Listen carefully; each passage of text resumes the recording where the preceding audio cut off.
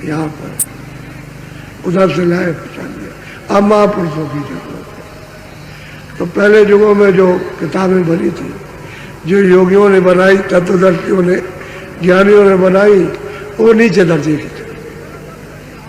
कोई पहले स्थान के नीचे की, कोई और भी नीचे की, कोई पहले स्थान की, कोई इन्हें के नहीं, यानी दूसरे स्थान के नीचे, और कोई इक्का दुक्का, कोई दूसरे स्थान, तीसरा स्थान का पता नहीं, कुछ नहीं मालूम।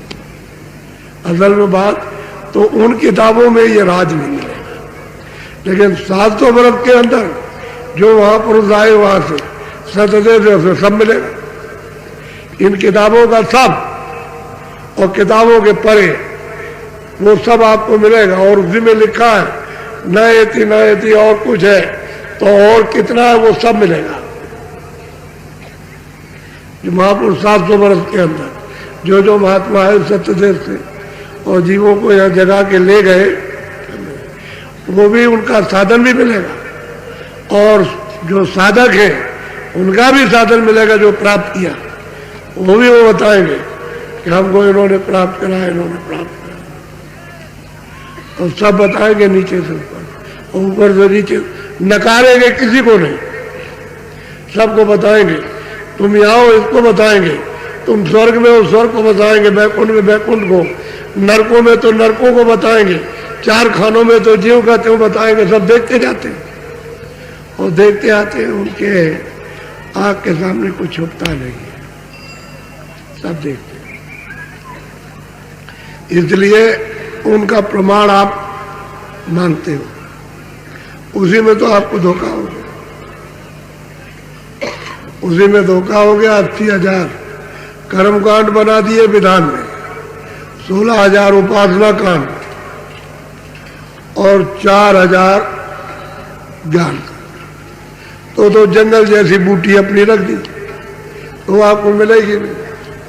भाई इसी में फंसे रहो, ये करो वो करो, इसी में फंसे और आपको कुछ नहीं मिला। अंधे के अंधे रह गए, जो उपदेश हुआ अंधों का, और जिन्होंने सुना वो अंधे, तो क्या जाए, पता क्या चलेगा। इसलिए बहुत समझदारी से आप महापुरुषों की इतनी जरूरत है, इतनी आवश्यकता है जितनी बच्चे को माँ की नहीं। जरूरत है लेकिन बहुत कम, क्योंकि बच्चा जरा सा बड़ा हुआ तो बस से अलग हो जाता। बस जब तक खेलता कूदता नहीं है तभी तक उसको जरूरत, जो खेलना कूदना शुरू किया तो अलग होने लगा। लेकिन सुरतों को महापुरुषों की इतनी जरूरत आवश्यकता है कि जब तक घर में न पहुंच जाता तब तक इनकी संभाल, जब घर में पहुंच जाए तो पूरे हो गए, नहीं तो अधूरे। यह है, अब महापुरुषों की खोज करनी चाहिए। तो जरा सा आप थोड़ा सा जरा सत्संग सुनिए महापुरुषों, कहते क्या है, क्योंकि आप कहोगे आप हित कह रहे हो अपनी तरफ से, तो मैं थोड़ा सा जिसका दृष्टांत कहूँ 700 वर्ष के अंदर उनका सबका आपको सबूत पेश कर, तो आपको यकीन हो जाएगा। और उन्होंने जितनी जो गति है सब वर्णन की, जो भी जितनी गति सबको बताया कि यहाँ तक पहुँचा, इसके आगे नहीं, न ये जानता है न पहुँचा, यहीं तक पहुँचा, यहीं से लौटा, बस और क्या चाहिए आप। और ये मतलब है आपका कोई स्थान तो निवृत्त का है नहीं, ये तो स्थान चला माना है। ये जरूर है कि यहाँ जो आनंद नहीं है वो प्राप्त किया, तो कुछ दिन ठहर जाएगा। यानी यहाँ दुख है, यहाँ शारीरिक क्षणिक सुख है, और वहाँ जगह सुख है, वहाँ दुख नहीं है, बस इतना ही है और कुछ नहीं। लेकिन टिकाव तो वो भी है कि भाई चलो भाई 500,000 बरस रहे और फिर नीचे आ गए, तो वो महात्मा बताएगा यहाँ रुकने की जगह नहीं, फिर वापस आ जाओ। तो इसी चक्कर में फंसोगे जिसमें आज फंस गए, जन्मोगे और मरोगे और कर्म करोगे, 4 खानों में जाओगे और फिर 84 लक्षों नरकों में जाओगे, तो फिर छुटकारा नहीं होगा, मनुष्य शरीर में मिलेगा। तो थोड़ा सुन लीजिएगा। बोलो बोलो। गुरु का नाम पुकारो, सतगुरु को ही अरे दारो। अब वो कहते हैं कि भाई सतगुरु जो नाम बता दे, जो वो युक्ति बता दे, जो राज बता दे, जो चिन्ह बता दे, कहते तुम उसको पुकारो। जो नाम दे दे, जो वेद दे दे, जो जड़ी दे दे, कहते हो उसको पुकारो। पुकारने का मतलब है घाट पे बैठ के सुनो। एक तो जबान से पुकारना होता है, ये है वर्णात्मक। और घाट पे बैठोगे तो धुनात्मक। दो आवाज है, वर्णात्मक धुनात्मक। ये शरीर की आवाज है और वो जीवात्मा और परमात्मा की आवाज।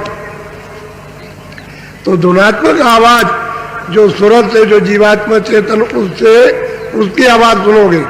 और ये आवाज है शरीर से, ये सुनोगे और इसी से बोलोगे। और वो आवाज इससे नहीं बोली जाती, वो धुनात्मक। तो कहते हैं कि भाई सतगुरु जो नाम भेद जो दे दे, उसकी थोड़ा सा पुकार करो। क्या करो कि दया करो, कृपा करो कि घाट पर हम सुन लें, नाम को पकड़ ले, नाम से जुड़ जाए। तो सतगुरु नाम पुकारो, और जो नाम दे दे सतगुरु को हृदय धारो। कहते उसको अपने हृदय में बसा लो। या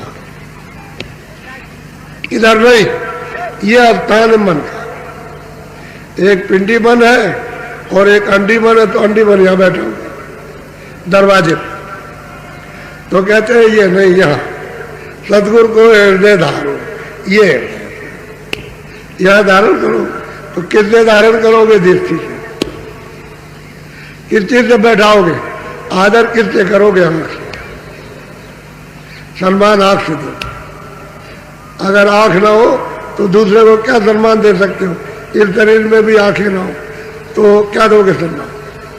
वो उधर खड़ा, तुम इधर खड़े हो, तुम इधर मुंह किए, उधर किए, अब भाई देखते हो तभी आंखों से, तभी तो सम्मान करते हो। उसको देखोगे और कहोगे, ऐसे हाथ जोड़ोगे तो सम्मान होगा। तो कहते हैं गुरु को हृदय धारो। ये हृदय, ये यह तुरंत का हृदय, ये अंताकरण इसमें धारण करो। बड़ा साफ गुरु का नाम पुकारो। जो नाम दे दे वो अंदर का नाम, चेतन नाम, बोलता हुआ नाम। वो नहीं जो बोले नहीं, वो नहीं, वो मोह वाला नाम नहीं, सूरत वाला नाम, उसको हृदय धारण। बोलो।